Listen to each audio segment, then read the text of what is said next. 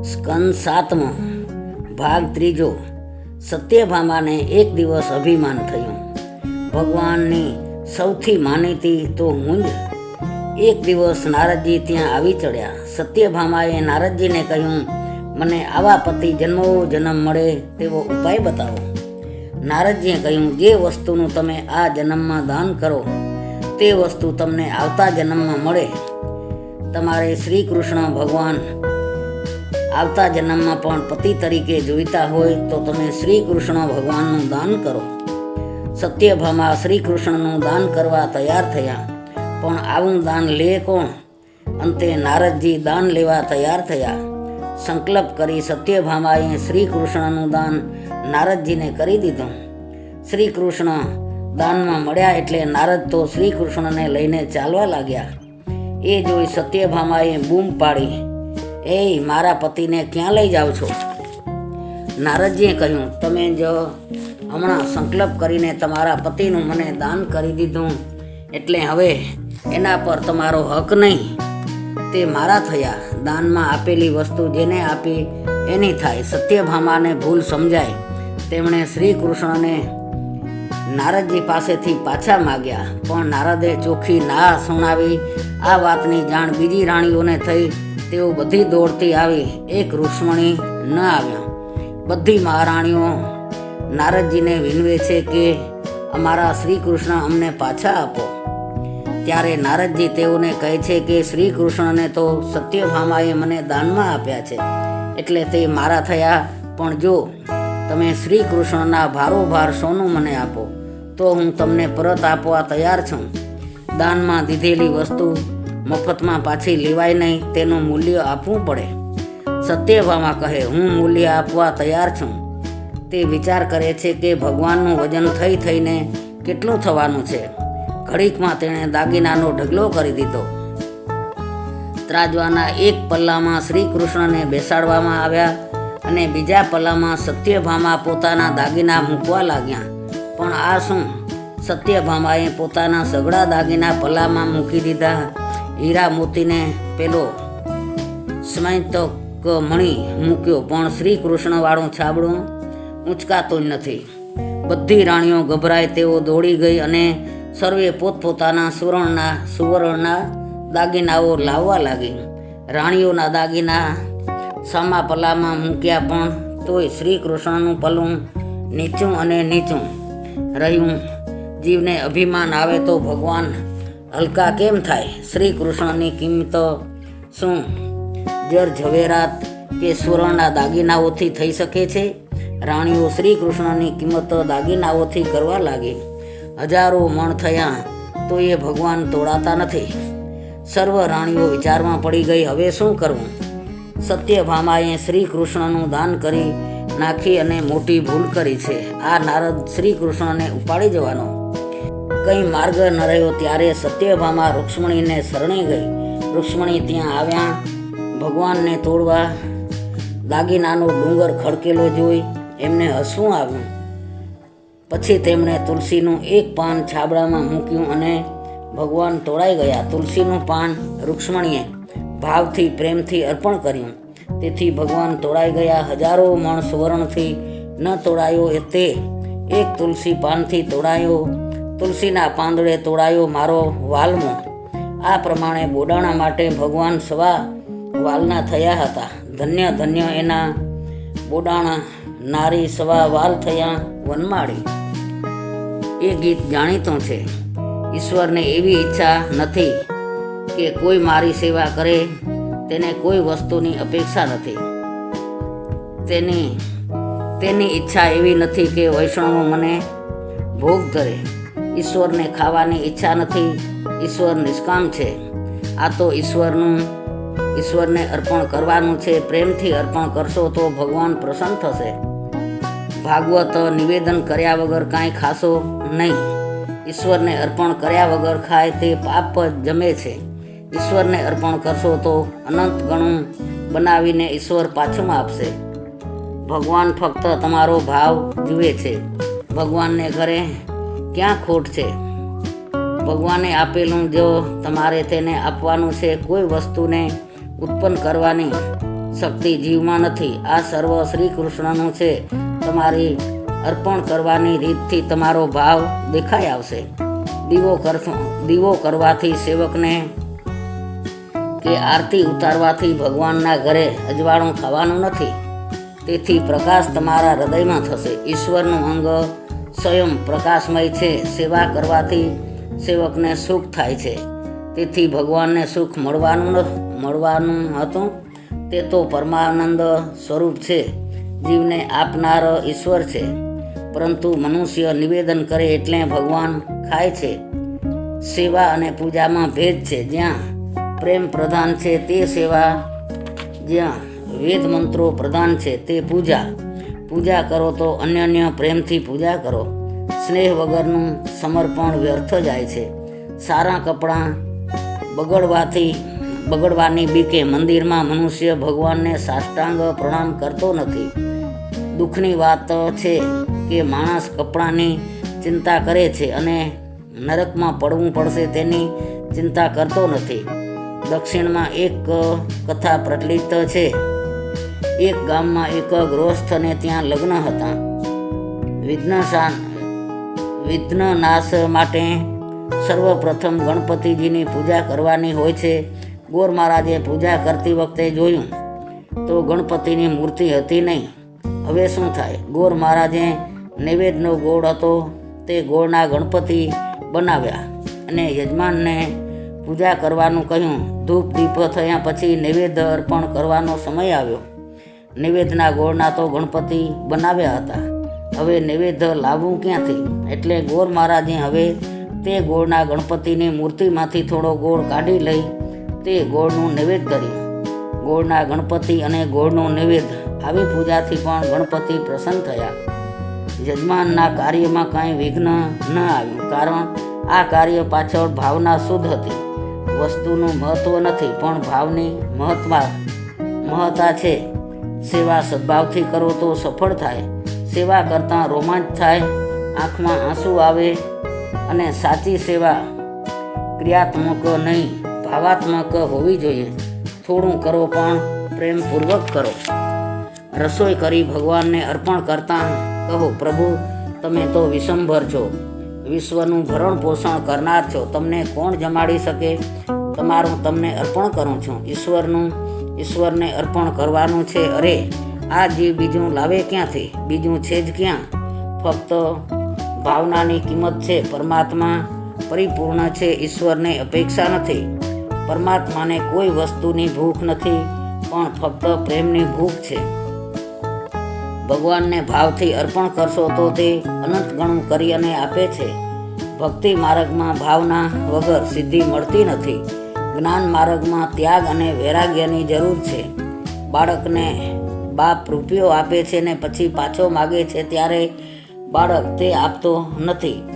પિતાને દુઃખ થાય છે કે મેં રૂપિયો આપ્યો અને મને જ તે આપતો નથી. પણ જો બાળક રૂપિયો આપે તો પિતાને આનંદ થાય છે. રૂપિયો પિતાનો છે તો પણ આનંદ થાય છે. જીવ માત્રના પિતા ઈશ્વર છે. તેણે જે આપ્યું તે જ તેને આપવાનું છે. એવો નિયમ લેજો કે ઠાકોરજીને અર્પણ કર્યા વગર હું ખાઈશ નહીં. ઘરમાં કોઈ જમનાર ન હોય તો પણ ભગવાન માટે રસોઈ બનાવો. કથામાંથી કાંઈ નિયમ નહીં લ્યો તો કથા તમારી સાંભળી વ્યર્થ અને મારી કંઈ પણ વ્યર્થ. કેટલાક કહે છે કથા સાંભળી નાખી. અરે કથા સાંભળીને નાખી દેવાની નહીં. કથા કાનમાં રાખવાની, કથા હૈયામાં રાખવાની છે. કોઈ પણ સ્વરૂપની મૂર્તિ રાખી ભાવ અને પ્રેમપૂર્વક સેવા કરો.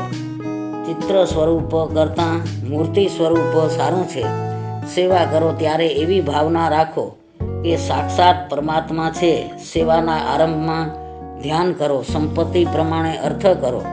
સુંદર સિંહાસન બનાવો. ધ્યાન સાથે ભાવના કરો કે ભગવાન વૈકુંઠમાંથી આવે છે. મારા ઘરમાં જે સેવ્ય સ્વરૂપ છે તેમાં ભગવાન પ્રવેશ કરે છે. સેવામાં બેસો ત્યારે કોઈ પણ આવે તેની સાથે બોલશો નહીં. દેહનું ભાન હોય તો તેને નમસ્કાર કરજો. પરમાત્માથી કોઈ શ્રેષ્ઠ નથી.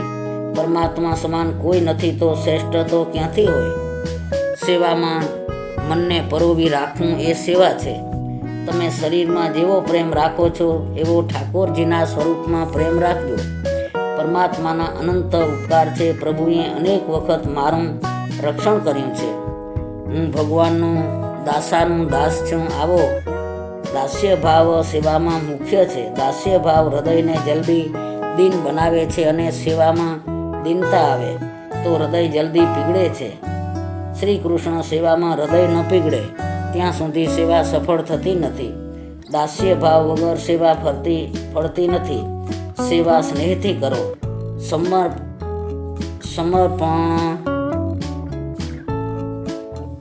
સમર્પણ ભાવથી કરો. મૂર્તિમાં ભાગવત ભાવ ન જાગે ત્યાં સુધી પ્રત્યેક પદાર્થમાં ઈશ્વર ભાવ જાગશે નહીં. સેવા કરતા નિષ્ઠા રાખો કે આ તો પ્રત્યક્ષ ઈશ્વર છે. કોઈ દિવસ પાપ થયું હોય અને સેવા કરો તો તે દિવસે પ્રભુ નારાજ થયેલો દેખાશે. જીવ પાપ કરે છે ત્યારે ઈશ્વરને દુઃખ થાય છે. મન મેલું હશે ત્યાં સુધી સેવામાં આનંદ આવતો નથી. માટે મનમાંથી મલિનતા કાઢી નાખો. સેવામાં કેવી ભાવના અને દૃઢતા જોઈએ એ બાબતમાં નામદેવ મહારાજનો દાખલો આગળ કહેવાઈ ગયો છે તો એ ફરી સાંભળવાનો આનંદ છે. નામદેવ 3 વર્ષના હતા. ઘરમાં વિઠ્ઠલનાથની પૂજા હતી. પિતાને બહાર ગામ જવાનું થયું છે. નામદેવને પૂજાનું કામ સોંપ્યું. પિતા સમજાવે છે કે બેટા, ઘરના માલિક વિઠ્ઠલનાથ છે, તેની સેવા કર્યા વગર ખાઈએ તો પાપ લાગે. આ ઘરમાં જે કાંઈ છે તે આપણું નથી, વિઠ્ઠલનાથનું છે. સર્વના માલિક વિઠ્ઠલનાથ છે. માટે પહેલો ભોગ ઠાકોરજીને ધરાવો, પછી તે પ્રસાદ ગ્રહણ કરવો. બેટા, સવારમાં વહેલો જાગજે. નાહી ધોઈ પવિત્ર થઈ ભગવાનની પ્રાર્થના કરવી. પછી ઠાકોરજીને જગાડવા. તે પહેલાં ભોગ સામગ્રી તૈયાર રાખવી. પછી ધીરે ધીરે એમના ચરણ પખાડવા. તેમને સ્નાન કરાવી એમના મુખારવિંદની ઝાંખી કરવી. પછી ભગવાનને શૃંગાર કરવો. પૂછવું કે પિતાંબર લાવું. ઠાકોરજીના શૃંગારમાં અપૂર્વ આનંદનો અનુભવ થશે. શૃંગાર કર્યા પછી ભોગ અર્પણ કરવાનો. ઠાકોરજીને દૂધ ધરાવવાનું. વારંવાર પ્રાર્થના કરવી કે તમારે જરૂર નથી પણ તમે આરોગો એવી મારી ભાવના છે. ફરી આમ પ્રાર્થના કરવી. ઠાકોરજી દૂધ આરોગે પછી તેમાંથી પ્રસાદ લેવો. આમ સેવા કરી છેલ્લે ઠાકોરજીને સાષ્ટાંગ પ્રણામ કરવા. નામદેવે પિતાજીએ કહેલી સર્વ વાત સાચી માની લીધી. નામદેવના મનમાં ઠસી ગયું કે ભગવાન દૂધ પીશે. વાત ઠસી ગઈ કે પરમાત્મા જમે છે. પ્રાતકાળમાં 4 વાગે બાળક ઉઠ્યો. ભગવાનને પ્રેમથી જગાડ્યા. ઠાકોરજીના ચરણ પખાડી સુંદર શણગાર કર્યો. વિઠ્ઠલનાથ પ્રસન્ન દેખાયા. નામદેવ દૂધ લઈ આવ્યો અને વિઠ્ઠલ, તમે જગતને જમાડનાર છો. હું તમને શું જમાડી શકું? તમારું તમને અર્પણ કરું છું. નામદેવ વારંવાર વિઠ્ઠલનાથને મનાવે છે, વિનવણીઓ કરે છે, પણ વિઠ્ઠલ દૂધ પીતા નથી. કેવળ પ્રેમથી નામદેવને નિહાળે છે. નામદેવ કહે, દૂધ કેમ પીતા નથી? જલ્દી પીઓ. તમને ભૂખ લાગી હશે તો એ ભગવાન દૂધ પીતા નથી. ત્યારે નામદેવે ઘૂંસણું લીધું. કહે, વિઠ્ઠલ, તમે દૂધ પીશો નહીં તો હું તમારા આગળ માથું પછાડીશ. બાળક જ્યાં માથું પછાડવા તૈયાર થયો કે પરમાત્માએ દૂધનો કટોરો ઉઠાવ્યો. મૂર્તિ જળ નહીં પણ ચેતન બની છે. વિઠ્ઠલ દૂધ પીતા હતા. નામદેવને આનંદ થયો. આશા હતી કે વિઠ્ઠલનાથ થોડો પ્રસાદ આપશે. તે બોલી પડ્યો, વિઠ્ઠલનાથ, તમને આજે શું થયું છે?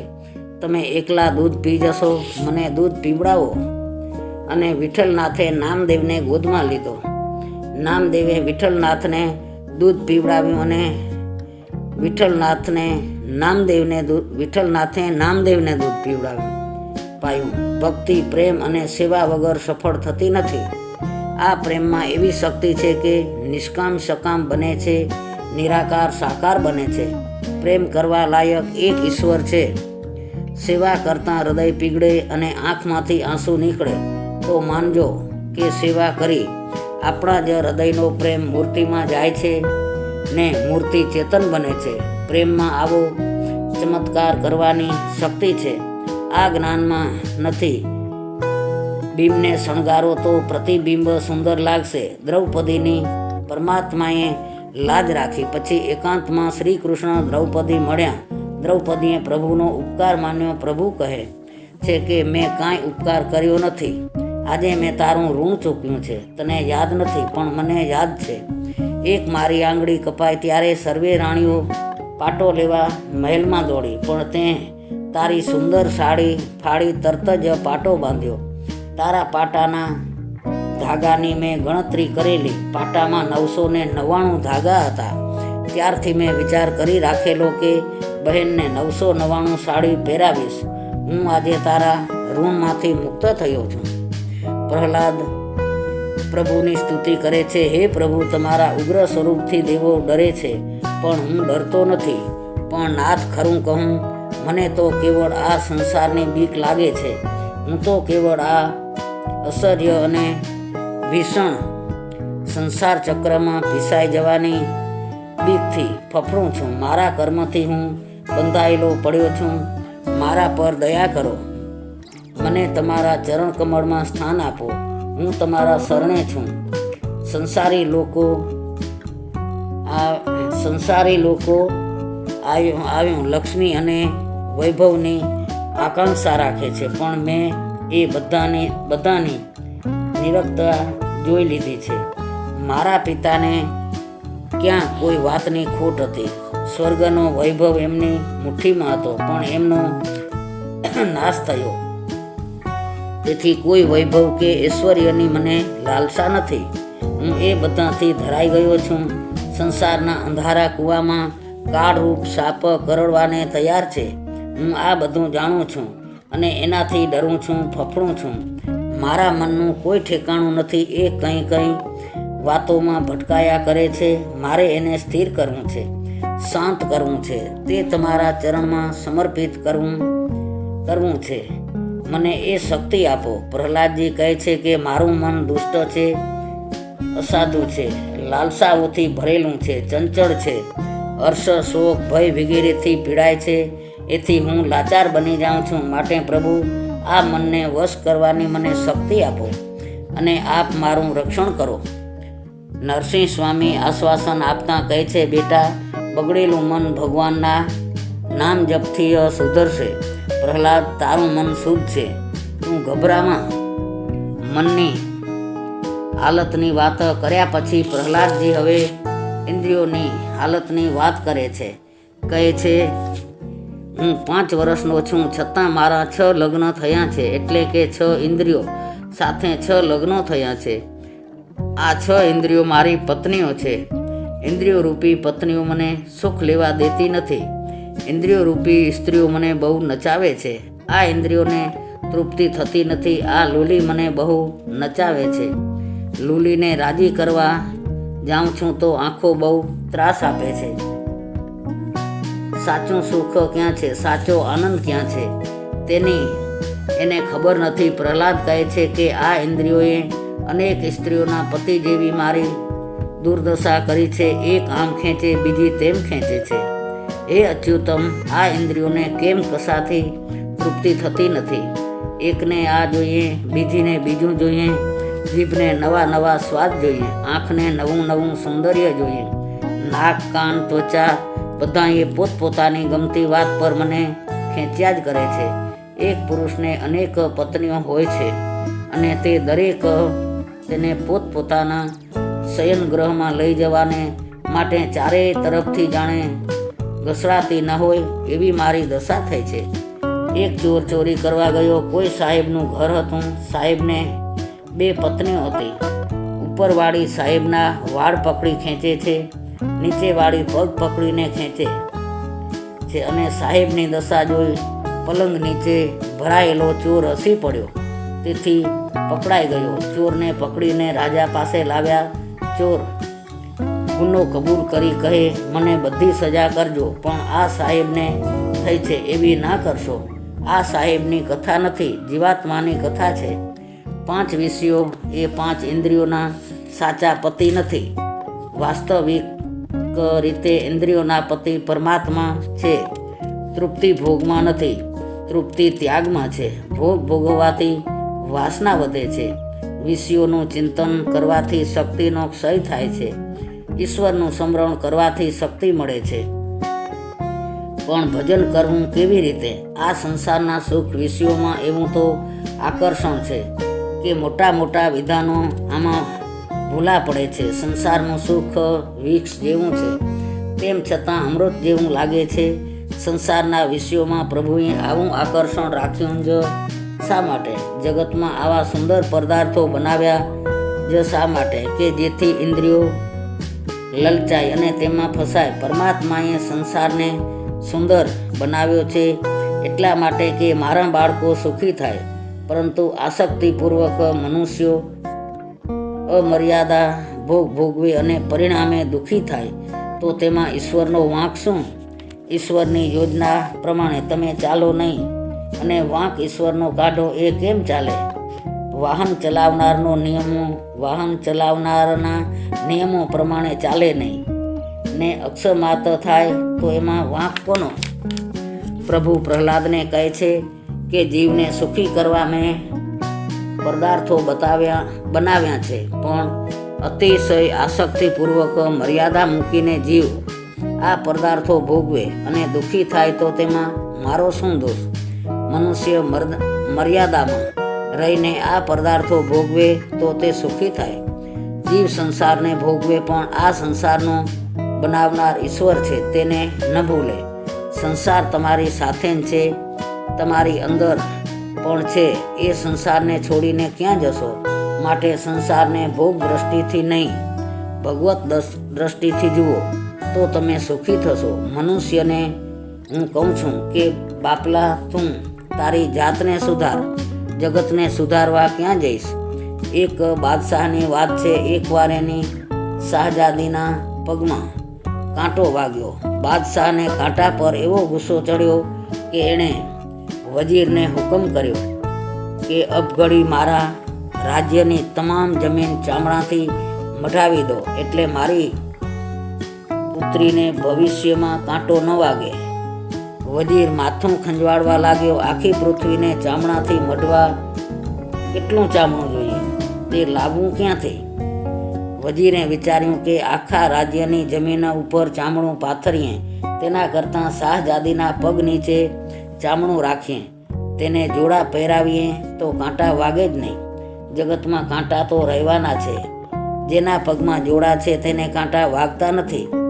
વિવેકથી રહી, મર્યાદામાં રહી મનુષ્ય સુખ ભોગવે તો સુખી થાય. પગમાં જોડા પહેર્યા વગર કાંટામાં ચાલવા જેવી આ વાત છે. કારણ કે આપણે બધા પેલા બાદશાહ જેવા છીએ.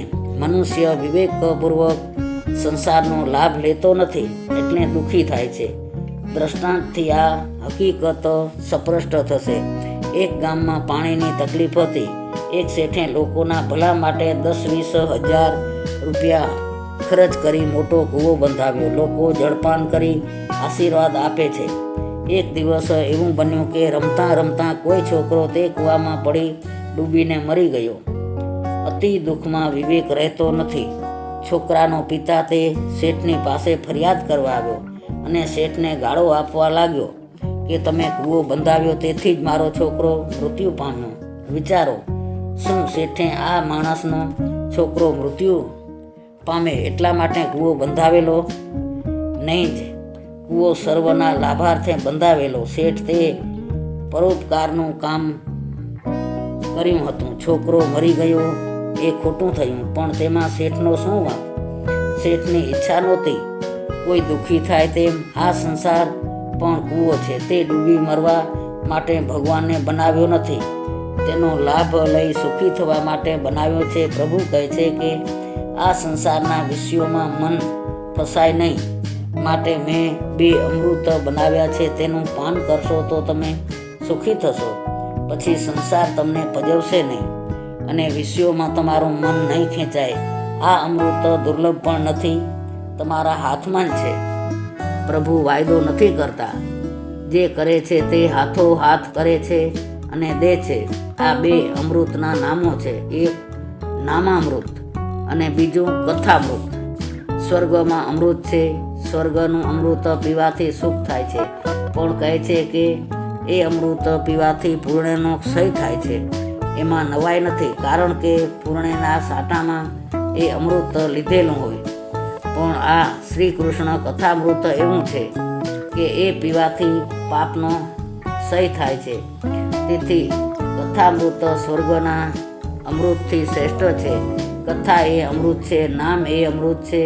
કથામૃત પાપને બાળે છે, જીવન રક્ષે છે, જીવન સુધરે છે. મૃત્યુ સર્વનું ભક્ષણ કરે છે, પણ તે મૃત્યુનું ભક્ષણ કરનાર કાળના પણ કાળ ભગવાન છે.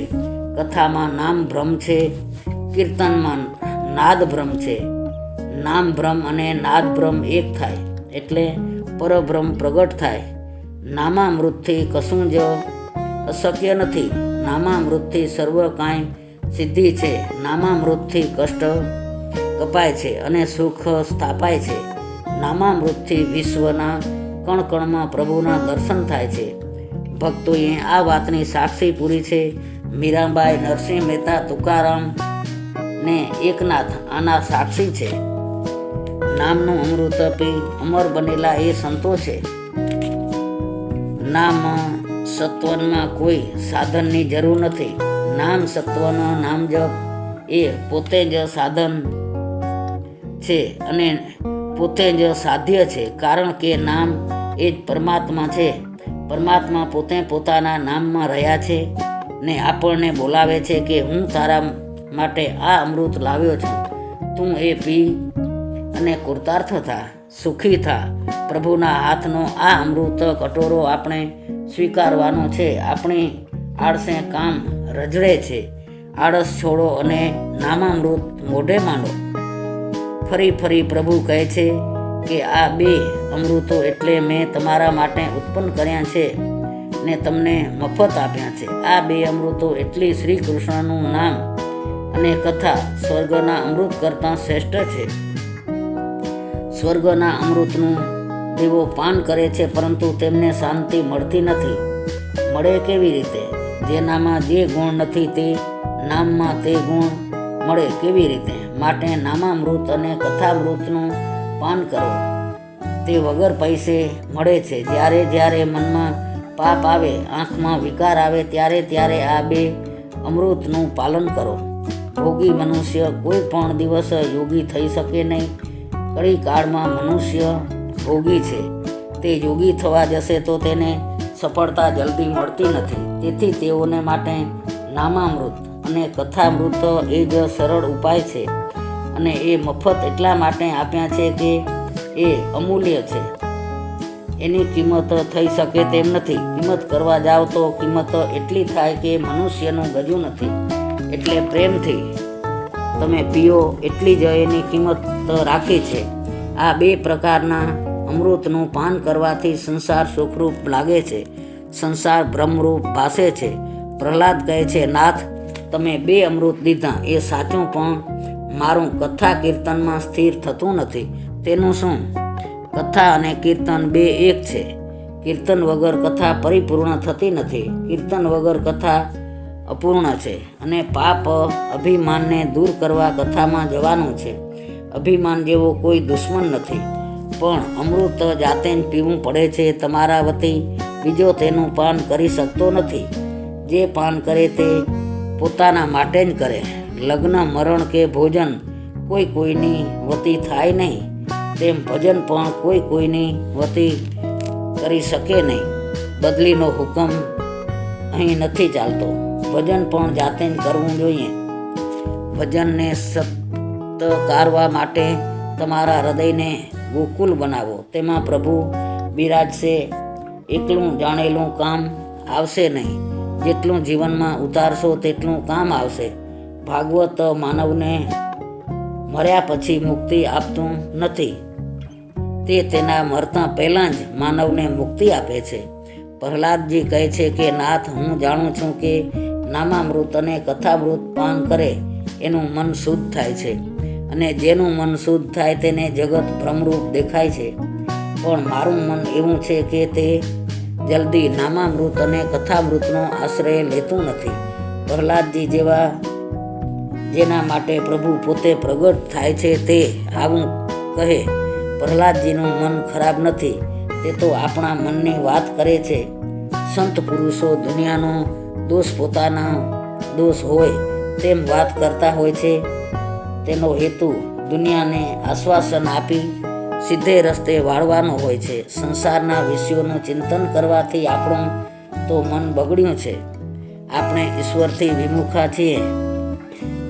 છીએ, તેથી આપણને જગત બગડેલું દેખાય છે. પણ સિદ્ધ જ્ઞાનીને સંસાર ભ્રમરૂપ ભાસે છે. તેને જગત બગડેલું દેખાતું નથી, કારણ કે તેઓ સતત પરમાત્માના દર્શન કરે છે. સાધકને સાધનમાં એવી તન્મયતા થાય છે કે તેને પણ બગડેલું દેખાતું નથી. નામ અને નામનું આશ્ચર્ય કરો તો મન સુધરે. આપણા જેવા સામાન્ય મનુષ્યો માટે બીજો માર્ગ નથી. મન બગડ્યું છે. સંસારનું ચિંતન કરવાથી તે મન શ્રી કૃષ્ણના સ્વરૂપનું ચિંતન કરે, શ્રી કૃષ્ણના નામનું સ્મરણ કરે તો તે સુધરે. કથા કીર્તનમાં બેઠા હોઈએ ત્યારે ઘડિયાળ તરફ દ્રષ્ટિ જાય છે, પણ ગપ્પા મારવા બેઠા હોઈએ ત્યારે હાથ ઉપર ઘડિયાળ હોવા છતાં તે ઉપર દ્રષ્ટિ જતી નથી. સમયનો આપણે નાશ કરીએ છીએ. એક શેઠ મરવા પડ્યા ઠાકોરજીને કહે, ભગવાન 2 લાખ રૂપિયા આપું, મારું આયુષ્ય 2 દિવસ માટે વધારી આપો. લાખ શું, કરોડ દીધે એક પળ નહીં વધે. માટે સમય સાચવો. સમયનો નાશ એ સર્વનો નાશ છે. જેનું ચિંતન કરવું જોઈએ તેનું કરવું નથી, અને નહીં કરવું જોઈએ તેનું કરે છે. મન એવું ખરાબ છે કે તે કથામાં સ્થિર થતું નથી. મન હર્ષ શોક ભયથી યુક્ત જ છે, અને થોડોક લાભ થાય હર્ષમાં ઘેલું બને છે, થોડુંક નુકસાન થાય તો તે દુઃખી થાય છે. શાસ્ત્રમાં કોઈ ઠેકાણે લખ્યું નથી કે ભગવાન કૃપા કરે તો પૈસો આપે છે. ઉલટું ભગવાનના 8મા સ્કંદમાં તો લખ્યું છે કે જેના ઉપર હું કૃપા કરું છું તેની સઘળી સંપત્તિનો નાશ કરું છું. ભાગવત કૃપાનું ફળ પૈસો નથી. પ્રભુ કૃપા થાય તો સત્કર્મ કરવાની ઈચ્છા થાય છે. સત્કર્મ કરવાની ઈચ્છા થવી એ જ મોટી સંપત્તિ છે. સંસારમાં સુખની આશાએ લોકો બહુ પરિશ્રમ કરે છે. તેટલો પરિશ્રમ ભગવત સેવા કરવામાં કરે તો સુખી થાય. બાકી સંસારનું સુખ દરાજને ખંજવાળવા જેવું છે. ખુજલીને ખંજવાળો એટલે સુખ જેવું ભાસે છે, પરંતુ ઉલટું દરાજ વધે છે અને ત્રાસ આપે છે. આ સુખ તુચ્છ અને દુઃખમય જ છે. ડાયો માણસ કોણ? શું નિત્ય છે ને શું અનિત્ય છે તે જાણે તે ડાયો.